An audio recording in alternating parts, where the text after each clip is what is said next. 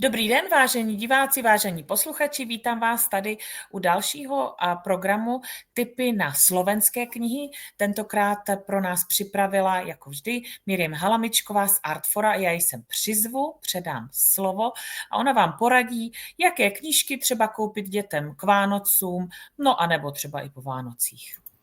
Tak Miriam, vítám tě tady, děkuji moc krát, že se zase připojila z Artfora. Ahoj Jani. Pozdravujem všetkých. Tak a já jenom zmizím sama a nechám Miriam plné slovo, aby nám ukázala, co všechno se objevilo na knižním trhu na Slovensku. Ďakujem. Tak vás všetkých pozdravujem, aj tých, s ktorými sme sa stretli minulú zimu. To bolo hrozne pekné byť u vás v okienku, aj tých z vás, ktorých nepoznám.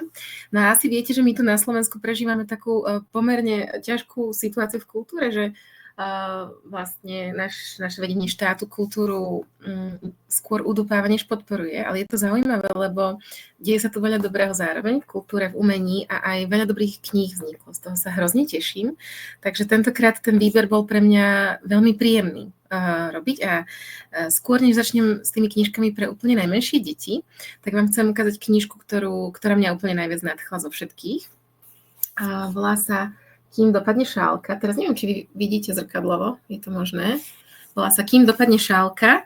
Napísala ju Simona Smatanová, ktorú možno poznáte z takých detských kníh ako Hovníval Hugo alebo Eliška nie je strašidlo, Včelár Jožko. Ona vlastne robila také veľmi jednoduché ilustrácie, veľmi vhodné pre ten malinký vek ceruskové. A toto je niečo úplne iné, veľmi také vyzreté. Je to kolážová kniha, ktorá podľa mňa vyzerá ako z vydavateľstva Baobab, pre moju veľkú radosť. Takúto knihu sme tu podľa mňa na Slovensku ešte nemali. A je o tom, že je to vlastne taký picture book, kde je pomenovaných niekoľko takých krásnych paralelných vecí, ktoré sa môžu paralelne diať vo svete na rôznych miestach, že je tu úplne jednoduchý text. Práve teraz niekto zhodil šálku a tu je, že sobota 16:52 India a na ďalšej stránke vás to preniesie do soboty 14:22 v Bulharsku, kým padá šálka, niekto stráca obľúbenú topánku. A tá kniha takto pokračuje rôznymi takýmito ako keby náhodnými udalostiami, čo sa dejú kade-tade po svete a na tých obrázkoch je veľa všetkých detailov, ktorých môžete hľadať a na konci knihy je ešte ako keby taká pracovná stránka, kde si deti môžu sami vytvoriť ako keby nejaké udalosti, čo sa stali, alebo vymyslieť si, čo možno niekde inde vo svete sa práve deje. Takže toto je kniha s malým textom. Zdala sa mi pre vás ako úplne ideálny darček, tým, že má obsah zrelý aj pre staršieho človeka, dokonca aj pre dospelého, ale tých slov je tam vždy veľmi máličko. Takže túto knižku ako úplne najviac zo všetkých odporúčam a veľmi sa teším, že ju tu máme. A teraz prejdem k tým knihám pre úplne najmladšie deti. Tu mám tiež celkom takú peknú, solidnú kôpku, mám z nej radosť. Tuto. Prvá, ktorú vám chcem ukázať, je knižka básničiek, ktorá sa volá Vianoce z abecedy od Ivony Ďuričovej. A táto knižka prechádza celou abecedou a ku každému písmenku je napísaná nejaká básnička, vianočná ako keby, taká zimná. Vybrala som si, že vám prečítam básničku, ktorá sa volá Ľad. Keď mráz okná pomaľuje, nám to vôbec nevadí. Radi cez ne pozeráme do ľadovej záhrady. Z každej mláky zmizne voda, pod nohami praská ľad, deťom novú radosť dodá, šmykľavky má každý rád. Čiže myslela som na vás aj vo vašej škole sobotnejšej, že keď sa niekedy chcete naučiť nejaké básničky s deťmi, tak táto mi prišla taká vhodná. Tá básnička je vždy takáto kratučká, dvojstrofová. Takže abeceda, Vianoce z abecedy. Ja z toho potom spravím takú nejakú excelovskú tabuľku zase, aby ste mali ten prehľad. Dobre. A ďalšia knižka, ktorá tento rok vyšla nedávno, je kniha, ktorú ja si pamätám z detstva. Čiže toto je knižka, ktorú podľa mňa vy viacerí budete poznať. Je to Kamarát Cezar a teraz ju znovu vydali. A je to taká tá klasika o dievčatku, ktoré sa volá, počkajte, Monika, ktorá má takéhoto psíka a on ju prevádza do školy. Pamätáte si to? Je to stále milý text, celkom taký maličký príbeh, ako on ju odprevadí do školy, keď mama nemôže, ako sedí v tej škole, ako sa spolu hrajú. Je to takéto milé, je to také veľmi retro veľmi staré, ale viem, že viacerí z vás máte túto nostalgiu na tie knižky z detstva, tak preto vám ju ukazujem, že je tu, má veľmi príjemný formát a je novúčička. A ďalšia knižka, ktorá je pre maličké deti, je Čo je domov, tak to vyzerá. A napísala ju Kristína Baluchová a ilustrovala ju Kristína Kemeníková. A sú to tiež v podstate básničky o myške, ktorá tak putuje svetom. Ona má je to veľmi milo ilustrované takto veľa toho textu a ona proste ide preskúmať svet v podstate. Vydá sa do sveta, všeličo zažije, všelikoho stretne a potom sa nakoniec vráti domov a je rada, že ten domov má. Takže Čo je domov? Nie je tu napísané aký vek, ale je to naozaj pre tie najmenšie deti, kľudne od 2 rokov. Je to rímované. Ale tak príjemne, tak civilne. Čo je domov? No a toto vám tiež chcem ukázať. To tiež vyzerá ako keby sme boli v Prahe a nie v Bratislave. Prepáčte túto ukomplexovanú Slovensku moju, ale ja proste tie knihy z Baobabu milujem. A tento Beno. Pozdravujem vás všetkých Čechov, ktorí toto pozeráte. My sa od vás máme čo učiť. Tak táto knižka podľa mňa je úplne supersky zmáknutá. Napísala ju, nakreslila Terezia Lomnická. Je o takomto dievčatku, ktoré nevieme, ako sa volá, lebo to píše v prvej osobe. A ona má psíka Bena. Ale ráno sa zobudí, je taká otrávená, že ten môj psík je taký obyčajný. Až by som možno chcela, aby som mala zaujímavejšieho psíka. Ale ako by vyzeral? A teraz si začne predstavať rôznych psov, že či bude veľký. A zasa vidíte, že to textu je tam úplne máličko.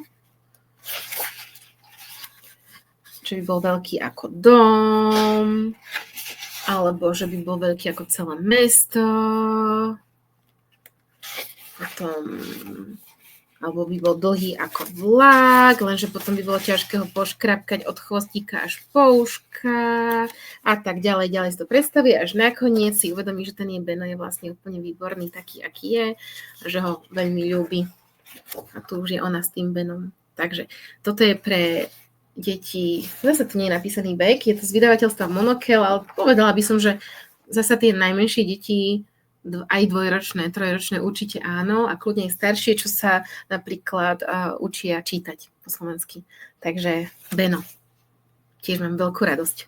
Strašne milé tu ten Beno ciká na ten nápis Beno, vidíte? Výborné. Ďalšie od našej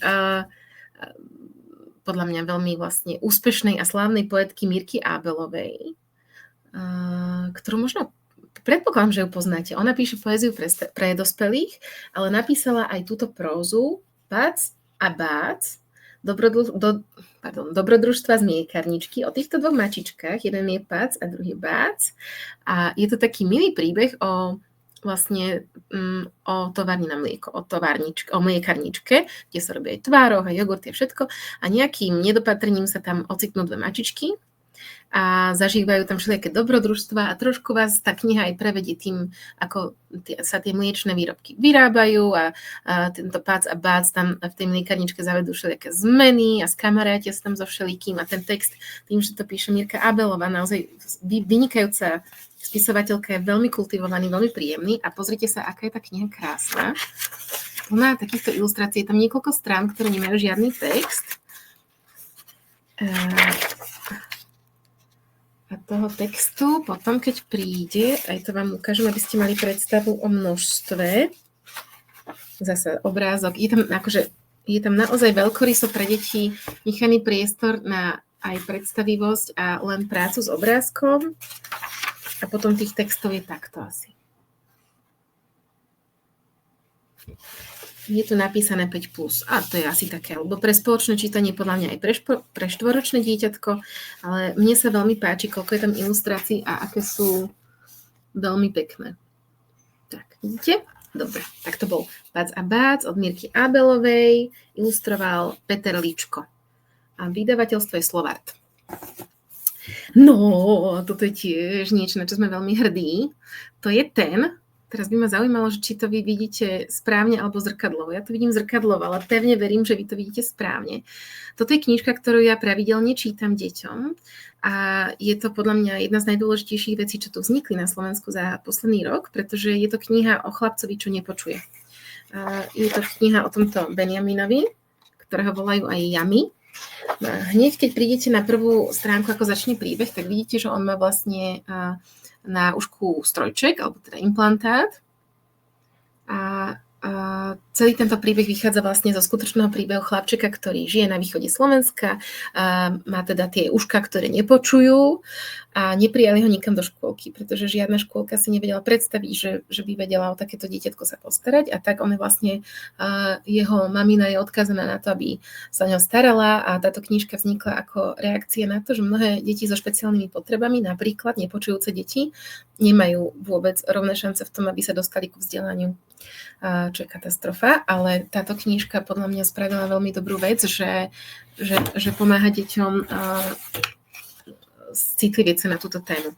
V rámci knižky je aj takéto texeso, v ktorom máte nakreslené zmysluplne a zrozumiteľne posunkové znaky, posunkovú reč na rôzne slova. Celková tá kniha je o tom, že chlapček žije na sídlisku a ľudia na ňo zvyknú ukazovať prstom, že to je ten, čo má tú zvláštnu vec na ušku, ale on má svojich rodičov, ktorí ho, teda maminku a babinku a deduška, ktorí ho ľúbia a tým hovoria, že netráp sa tým, nechaj tak. Ľudia tomu nerozumejú, ale keď ťa spoznajú, už nebudú na teba ukázať prstom a pozri sa, tu už dedo mu robí čiarky, že aký je vysoký, že už si taký veľký, že by si mohol ísť do škôlky. A Yami má to šťastie, že ho teda do škôlky zoberú a on tam ide s maminkou, ale vlastne keď pochopí, tu sa vezie, keď pochopí, že v tej škôlke bude bez maminy, tak je z toho zúfalý a bojí sa, že v tej škôlke budú všelijaké strašidlá a že či to zvládne. A naozaj, keď tam príde, tak je to na ňo veľmi veľa, je to ako keby bol v takom kolotoči, pretože vlastne všetok ten hluk a chaos a pohyb, čo sa okolo neho deje, jemu spôsobuje, že je úplne dezorientovaný, píska mu ten strojček možno aj a necíti sa dobre, tak vystúpi na stolík a povie všetkým, že majú byť ticho a zafunguje to, lenže keď vojde jednu pani učiteľka, ktorá je vysoká ako semafor, tak tá pani učiteľka vôbec nie je z toho nadšená, že čo ty robíš, ty stojíš na stolíku a ukazuješ všetkým, že majú byť ticho, čo Benjamina úplne znechutí, odradí a on proste z tej škôlky ujde. A to je ako, kde všade sa skrýva a ujde nakoniec sa skrie v takomto kríku. Všetci ho hľadajú, ale najmúdrejšia zo všetkých Kristínka Trnda, ktorá ho nájde v tom kríku. No a oni sa tam začnú rozprávať a ona keď pochopí, že on nepočuje, ale že rozpráva rukami, tak sa jej to hrozne páči a poprosí ho, aby ju naučil rozprávať tými rukami. Takže túto on jej začne ukazovať, ako sa niektoré veci srandovné povedia, napríklad šucheň alebo škaredá ropucha. Je to strašne vtipné, deťom sa to veľmi páči. A nakoniec si Yami uvedomí, že Benjamin Yami, že Trnda vôbec nie je strašidelná, ako si myslel, že tie deti v škôlke sú, ale že je superská, fantastická a ona mu pomôže aj vrátiť sa do tej škôlky a tam v tej škôlke sa aj ostatné deti začnú učiť znaky, čiže túto ďalšie znaky prichádzajú, ktoré sa učia všetkých detí. Knižka nám potom aj ukáže, čo všetko s tými rúčkami môžeme robiť, môžeme sa aj rozprávať, že aj pohľadkať sa môžeme, schovávačku hrať, ťap a tu sa už vlastne končí knižka, lebo sa aj končí ten prvý deň v škôlke a Yami sa cíti nakoniec veľmi prijatý, veľmi fajn, má nových kamarátov a keď po neho prídu babina a dedo a maminka a spýtajú sa, že ako mu bolo, tak jemu bolo fantasticky a vždy sa chce vrátiť ďalšie ráno, že jasné. Takže je to taký príbeh, že ako by to vlastne asi malo byť pre tie naše deti so špeciálnymi potrebami a že ak aj ten začiatok nie je úplne ideálny, tak keď sa nájde niekto, kto takémuto dieťatku porozumie a o ňoho naozaj sný záujem, tak to môže fungovať aj v našom školstve, v našich podmienkach. Veľmi pekná kniha. Povedala by som, že ten Yami má 5 rokov, a asi to zvádza, že taký ten škôlkarský vek, čo ja by som bola opatrná, že pre deti, ktorí do škôlky ešte nechodia, nerada deťom ukazujem knižku, kde sa niekto tej škôlky bojí. Takže podľa mňa to je pre deti, ktoré už v škôlke sú, cítia sa tam dobre, nech sa nezľaknú a nech sa otvoria tejto téme dieťaťa s inými nejakými potrebami. To bolo tak, že by som povedala, že uzatváram pomalinky ten predškolský vek a teraz pôjdem ku školákom, možno, že predškoláci, vaši niektorí, že tiež toto by vedeli oceniť tieto knižky, ktoré idem ukázať teraz. Veľmi milá kniha, ako objekt milá do ruky, taká drobná, vidíte, je Viola. My sme už od tejto autorky mali na Slovensku jednu knižku o takej dobrodružnej babičke, čo skákala z padáku, neviem presne, ako sa volala. Veľmi pekne kreslí, podľa mňa pre deti veľmi zrozumiteľne. Ten príbeh je taký, že povedala by som, že nie je to taký ten príbeh, o ktorom si poviem, že bez tohto by svet nebol svetom, keby tu tento príbeh nebol, ale je to zaujímavé, je to o tomto dievčatku, ktoré má psíka a oni cez okno s tým psíkom vidia, že niečo sa deje na ulici, tak sa tam idú pozrieť a na tej ulici stretnú ďalšieho iného psa a ten pes má takúto pani a tá pani ich nejako tak privedie do divadla, kde ona asi pracovala, tuším, nie úplne si to pamätám. A počkajte. Toto je to mestečko, kde oni cez ktoré kráčajú a idú do divadla. Je to toho viac, než si pamätám. Chcela som ukázať to divadlo. Počkajte, ešte chvíľku. Tak. A potom vlastne v druhej polovici knižky, ako keby to také trošku, tak tiež to otvára tú tému, že čo vlastne divadlo je, čo sa v ňom robí, tá Violka tam príde, zoznámi sa s tými hercami, všeličo tam zažije a keď dobrodružstvo skončí, tak proste ide domov. Takže ak niektorí deti majú radi divadlo, alebo vy by ste im túto tému chceli predstaviť, tak táto kniha podľa mňa je milá v tomto smere a naozaj tie ilustrácie sú také pre tento vek podľa mňa vhodne zvolené. Také ľúbivé. Tak. Viola. No a táto kniha je tiež niečo, na čo som veľmi hrdá, že tu máme. Volá sa Zápisník jedného chlapca. No a toto je poézia, ktorá sa nerímuje. Je to moderná súčasná poézia, ktorá má hĺbku a má formu. A aj vám rovno niečo z nej prečítam, dobre? A vek by som pozrela, že či tu nie je tu napísaný vek, ale podľa mňa tak určite aspoň 8 rokov. Je to o chlapcovi, ktorý je trošku frustrovaný, nešťastný. Niečo sa u nich doma deje a to sa mi páči, že tá kniha ako keby komunikuje, že každá emócia, ktorú cítime, je v poriadku. Ako rodiny prechádzame všetkými ťažkými situáciami a tento autor, ktorý sa volá Dávid Dziak, sa týchto emócií nezľakol. Neviem, či on sám má tú skúsenosť z detstva, že sa mu rozišli rodičia, ale v tejto knihe je aj veľa takej frustrácie, aj takého hnevu, ale veľmi zmysluplne podaného, ako keby sme deťom komunikovali, že keď sa deje niečo ťažké v živote, je v poriadku cítiť sa z toho zle a kľudne je to aj napríklad dať do básne alebo do nejakej inej tvorby, využiť tie emócie na to, aby sme ich spracovali cez takú formu, ako potrebujeme. Táto báseň sa volá Mlieko na mesiaci. Už ma to tu nebaví. Tresknem dverami tak, že rodičia okúsia slané hviezdy. Idem sa prejsť po preďalekej dráhe až na odvrátenú stranu mesiaca, aby ma nikto nevidel ani nepočul. Sadnem si na mesačný vrch a budem pozorovať padajúce komety. Pomaly vypijem pohár mlieka a v tichosti pristanem pod perinou vo svojej izbe. Biely motúzik. Odletím do neznámych častí vesmíru, budem tam hľadať, čo tu dole neviem nájsť. Ale predtým priviežem biely motúzik o mamín ukazovák. Aby som vedel, kde pristáť, keď budem hľadať nového kamaráta mimozemšťana. Čiže je to taká túžba aj sa odpútať a zároveň aj sa tak nejako ukotviť aj u tých rodičov, ktorí možno práve život úplne dobre nezvládajú. Veľmi sa mi to páči. Veľmi. Príde mi to aj možno aj do školy ako dobrý materiál. Taká fakt poctivo spracovaná téma. Takže Zápisník jedného chlapca od Dávida Dziaka. Ilustrovala to Katarína Ilkovičová, čo je tiež dominantou tej knihy a sú to veľmi pekne zvládnuté ilustrácie. Taká je celá modrá. Tak, to boli básne jedného chlapca, zápisník jedného chlapca. Teraz vám chcem ukázať dve non-fiction knihy od autorky Inky Sojkovej, čo je úplne super, lebo Inka Sojková miluje vtáčikov a má vtáčie meno a ona nakreslila a napísala takéto dve knihy. Jedna sa volá Sme vtáky a jedna je Sme hmyz. V podstate realisticky kreslí jednotlivé zvieratá, to je tá hmyzová, a vždy napíše pekný text, ktorý je v prvej osobe, napríklad vodomerka štíhla. To viete, kto je? To je taký ten chrobačik, čo na vode stojí.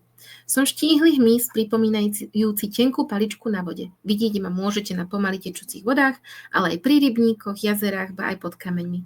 Pohybujem sa po hladine, podobne ako korčulierka. Vďaka mojim vodoodpudivým chlopkom. Na rozdiel od korčulierky mám inú stratégiu lovu. Hýbem sa pomaly, aby som korisť nevystrašila.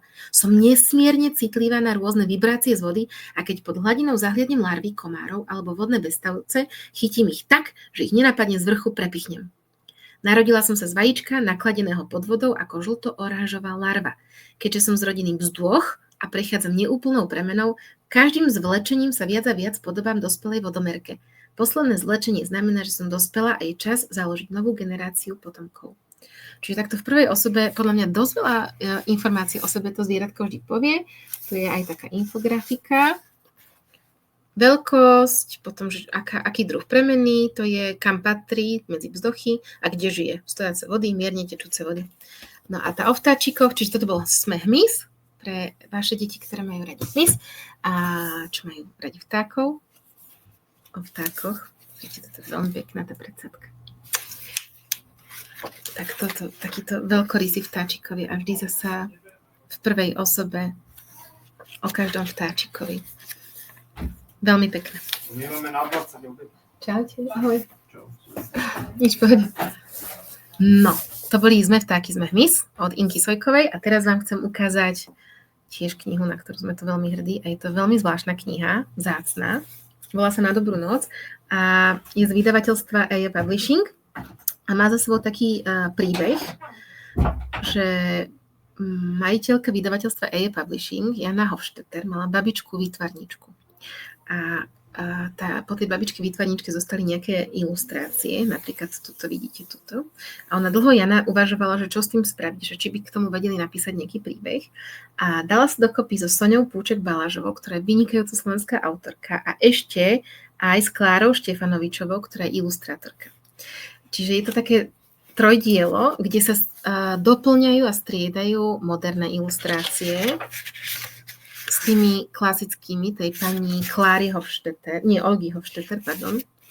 A pekne sa doplňajú. No, a čo sa týka toho príbehu, tak je to taký veľmi milý, nostalgický príbeh o dvoch deťoch, súrodencoch, ktorí zaspávajú pod perinou a spomínajú. A spomínajú na také tie veľmi pomalé, kľudné zážitky, čo zažili s babičkou. A je to aj má to aj také dedinské motívy, že sú tam aj húsky, je tam taká duchná perina, je tam studňa, proste všetky veci, ktoré dneska už nám úplne v tom meste ani nenapadne sa na nimi zamyslieť, ale hlavne je v nich vždy niečo strašne pekné, také láskavé a im to vždy pomôže zaspať v noci, ako spomínajú na tieto veci. Takže táto knižka je úplne taká pomalá, kľudná, má záložku, čo vôbec nie je samozrejmosť v detskej knihe. A tá záložka podľa mňa umožňuje takú úžasnú vec, že keď ste už unavení, tak jednoducho si ju tam vložíte a prestanete čítať a idete spinkať a zase sa k nej môžete vrátiť. Čiže to knižka, ktorá vás nikam neženie, sú to takéto vzdušné texty. Vidíte, ešte aj ten text má medzi sebou veľa priestoru. Je to taká pre mňa kniha ako taký obláčik. Ľahučká, mekučká a príjemná. Toto je pekne tá kombinácia tých ilustrácií súčasných a tých od tej pani Hofstetter. Tak. Takže Na dobrú noc. Soňa Púček-Balážová. A tiež ona je ako objekt je hrozne príjemná. Viacero z týchto kníh je hrozne pekne spracovaných, na dotyk príjemných. To sa týka aj tejto knihy, ktorá vznikla vo vydavateľstve Bublina. Volá sa Temnotvor. od Zuzky Líškovej, ktorú určite poznáte, lebo tá už napísala veľmi veľa úspešných slovenských kníh. No a táto kniha je zasa taká temná vizuálne, pretože je o takých tvoroch, ktoré takýchto trošku takých hmyzoidných, ktoré sa objavia na jednej novej chalupe, respektíve o rodine. Táto kniha je o rodine, ktorá si kúpi chalúpku. A keď tam prídu, tak zistia, že tam nefunguje elektrina. A mamina s tatinom volajú opravárov a snažia sa to riešiť, púšťajú sa do náročnej rekonštrukcie, ale ich dieťa, dcéra, príde na to, že nejde o poruchu, ale že tam žije takýto temnotvor, ktorý sa svetla bojí. A kvôli nemu to svetlo nefunguje, nefungujú tam mobily, nefunguje tam nič. A celou tou knihou sa nesie taký boj, ako keby medzi tým, že to dievčatko sa s tým temnotvorom spriatelí a začnú si navzájom pomáhať a zároveň tí rodičia veľmi chcú tú chalupu opraviť, aby ju mohli aj prenajímať, aby ju mohli využívať, aby tam fungovala tá elektrina a ten internet a tie mobily. A stále sa to nejako medzi týmto prelína, ale niekde už v druhej polovici vlastne vysvitne, že mať miesto, kde nefunguje možno ten mobil alebo ten internet, nie je úplne na zahodenie. A dokonca aj nájomníci, ktorí prídu na návštevu do tej chalúbky, to úplne oceňujú, že tam si oddychnú z toho hektického sveta, plného informácií a podnetov a vlastne sa podarí im ako keby spracovať ten rozpor medzi tým, čo potrebuje ten temnotvor, čo potrebuje tá rodina a skončí to celé dobre. Je to milá kniha. No a teraz vám z EJ Publishing vydavateľstva idem ukázať knihu, ktorá je zvláštna, ale ako objekt je úplne nádherná. Niektorým sa páči veľmi a niektorým sa páči nie až tak veľmi. Vizuálne sa podľa mňa musí páčiť všetkým, tak to vyzerá. A je hrozne príjemná na dotyk. Krásne vonia.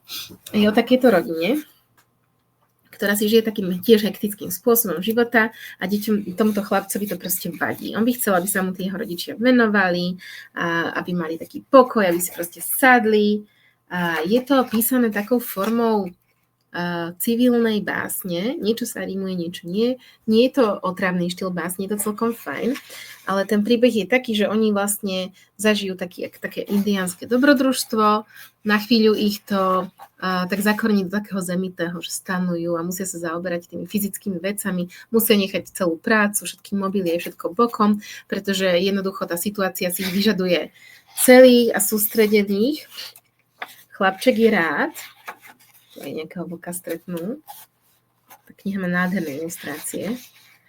No a potom, keď to dobrodružstvo pominie, tak sa vracajú naspäť do svojho života a je otázka, že či niečo z toho zemitého a spontánneho a takého sústredeného si za sebou zoberú aj do bežného života, alebo či to nechajú len v tom dobrodružstve. Ten koniec je taký otvorený. Čo sa mi v niečom zdá také fajn, lebo my si tak častokrát povieme, že chcem byť s tými deťmi viac, alebo že chcem byť spontánnejšia, úprimnejšia, ale reálne sa vždy vraciame do tých svojich koľají a vždy možno potrebujeme znovu a znovu z toho vytrhnúť. Tak to bol Indianko, tak to ešte raz ukážem. Tak. No a vydavateľstvo EJ pokračuje, pretože oni mali veľmi dobrý rok, aj keď som toto povedala Jane, že mali ste veľmi dobrý rok, tak povedala, že presne rovnaký ako minulý. Tak len ja subjektívne mám pocit, že možno pre túto vekovku toho vydali veľmi veľa krásneho. Ďalší krásny objekt, táto kniha. A toto je vzácna kniha, zvláštna. Tiež nie je podľa mňa úplne pre každého. Volá sa Večerný kôň a napísala ju pani Iboja Vandalholm, ktorá, teraz rozmýšľam, či má 94 rokov alebo už 100. Myslím si, že už má asi aj 100. A dúfam, že ešte žije. Ale teda, bolo to také, že táto pani je žena, ktorá sa narodila v Liptovskom Mikuláši a vlastne bola židovka.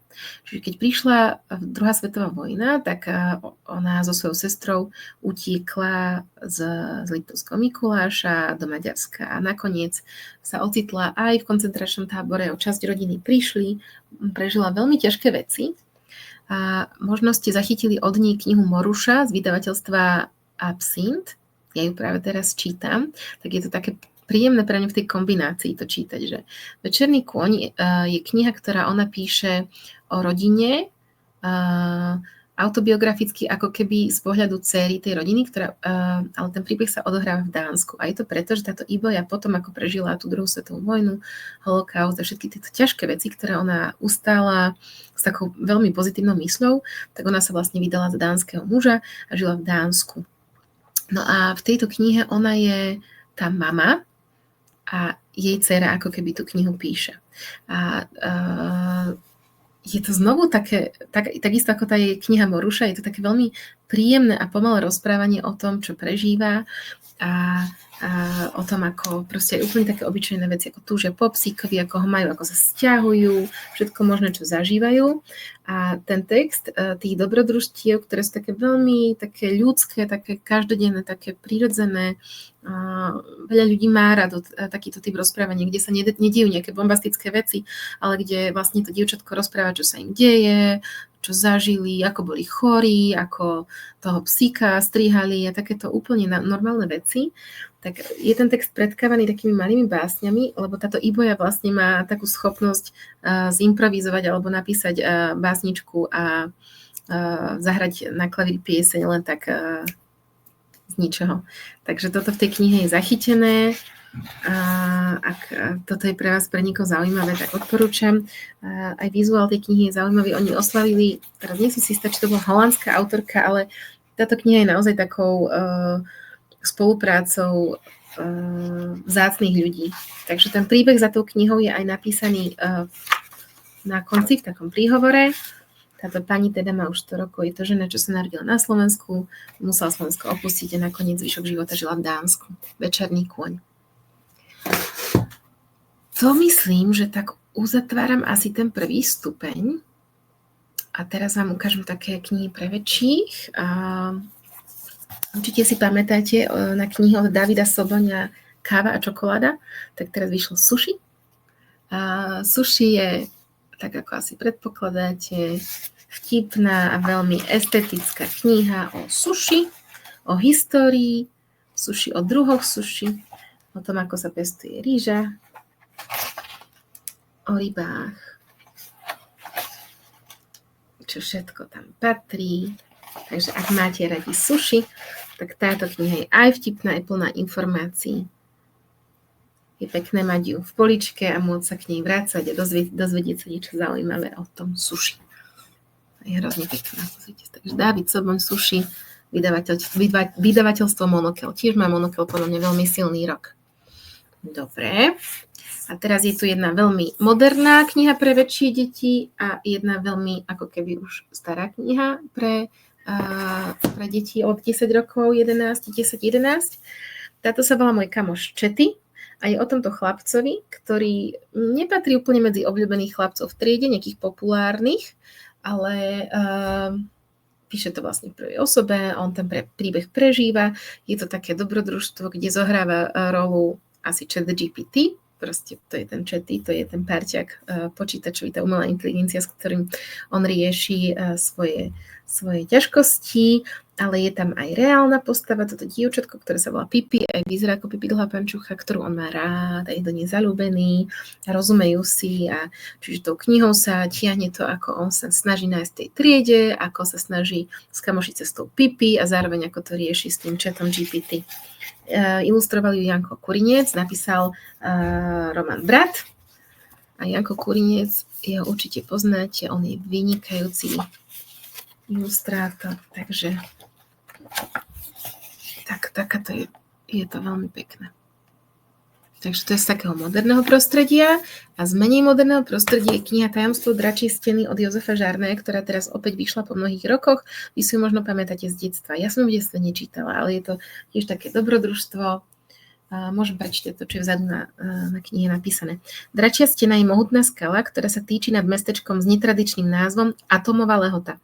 Žijú v ňom traja nerozluční kamaráti, Vilo, Fero a Stano. Jedného dňa sa v ich triede udeje čosi šokujúce. Fero dostane z odpovedi jednotku. Keď chlapci prídu na to, ako je to možné, neprestávajú sa nad ich školskými výsledkami čudovať rodičia ani učitelia. To však nie je nič proti tomu, čo bude nasledovať. 13-roční hrdinovia objavia v skale tajomnú jaskyňu a vtedy sa začnú diať absolútne nečakané udalosti. Trojicu čaká napínavá cesta časom, mimozemské planety, konflikt medzi civilizáciami, rôzne technologické hračky či nezvyčajné formy energie. Chlapci sú odvážni a smelí, ale zažijú aj napätie a strach. Nadšenie z dobrodružstva totiž vystrieda neľútostný boj o prežitie.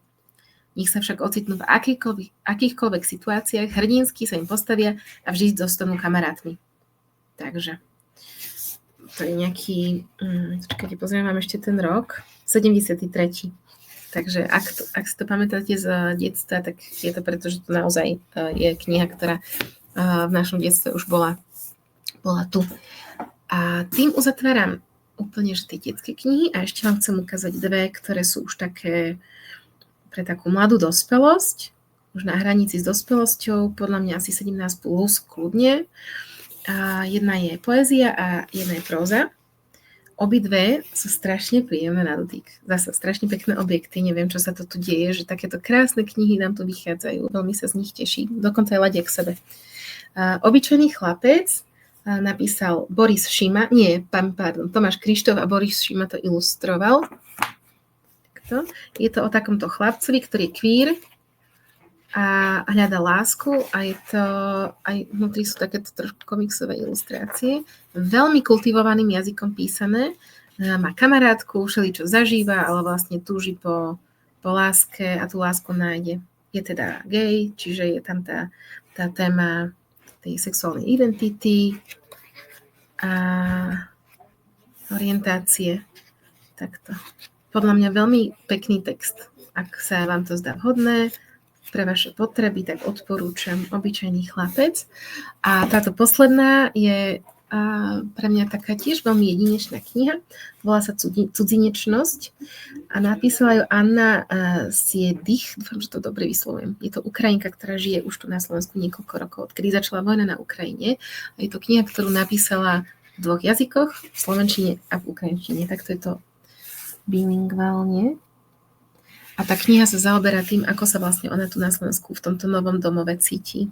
Cudzinečnosť. Môžem vám aj niečo z nej prečítať, a kým sa s vami už rozlúčim.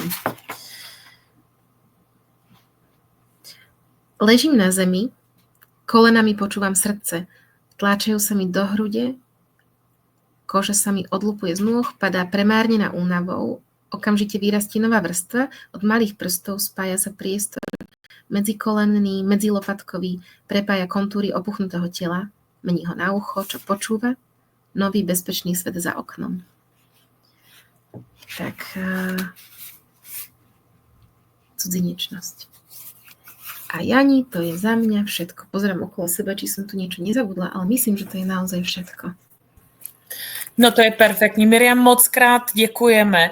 A bylo to strašně moc zajímavých knížek. Já si myslím, že je těžko vybrat. Doufám, že to pomohlo někomu s výběrem knížek, jak říkám, buď k Vánocům nebo i po Vánocích do Nového roku. Jsem ráda, že tolik knih vychází a že jsou to takové krásné a zajímavé knížky. Takže popřejeme všem krásné svátky, aby se vám s knížkami a u knih líbilo, abyste jich hodně našli pod stromečkem. A budeme se těšit zase s Miriam příště na viděnou. Áno, ďakujem a pozdravujem vás všetkých veľmi.